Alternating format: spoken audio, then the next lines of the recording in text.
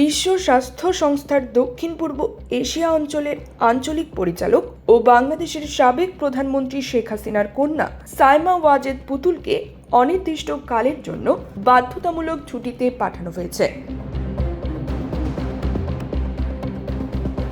শুক্রবার 11 জুলাই এক অভ্যন্তরীণ ইমেইলের মাধ্যমে ডব্লিউএইচওর মহাপরিচালক ডক্টর তেদ্রোস আধানম ঘেব্রেয়াসাস এই সিদ্ধান্তের কথা জানান। তিনি জানান, সাইমা ওয়াজেদ শুক্রবার থেকেই ছুটিতে যাচ্ছেন এবং তার স্থলাভিষিক্ত হচ্ছেন সহকারী মহাপরিচালক ক্যাথরিন বোহেম। বোহেম আগামী 15 জুলাই থেকে নয়াদিল্লির আঞ্চলিক কার্যালয়ে দায়িত্ব পালন শুরু করবেন।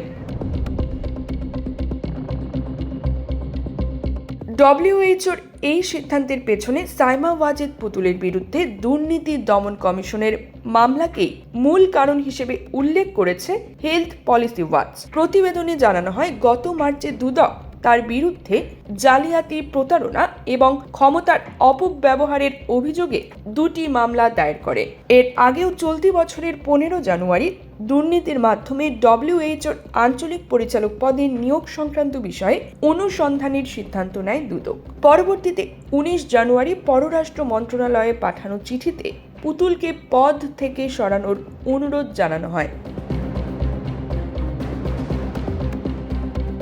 দুদকের মহাপরিচালক মোহাম্মদ আক্তার হোসেন বলেন, পুতুল ওই পদে নিয়োগ পাওয়ার যোগ্যতা না থাকা সত্ত্বেও তার মা শেখ হাসিনা অনৈতিকভাবে ক্ষমতা প্রয়োগ করে তাকে সেই পদে বসিয়েছেন।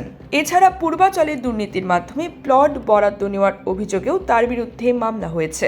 2024 সালের ফেব্রুয়ারিতে সাইমা ওয়াজেদ পুতুল ডব্লিউএইচওর আঞ্চলিক পরিচালক হিসেবে নিয়োগ পান।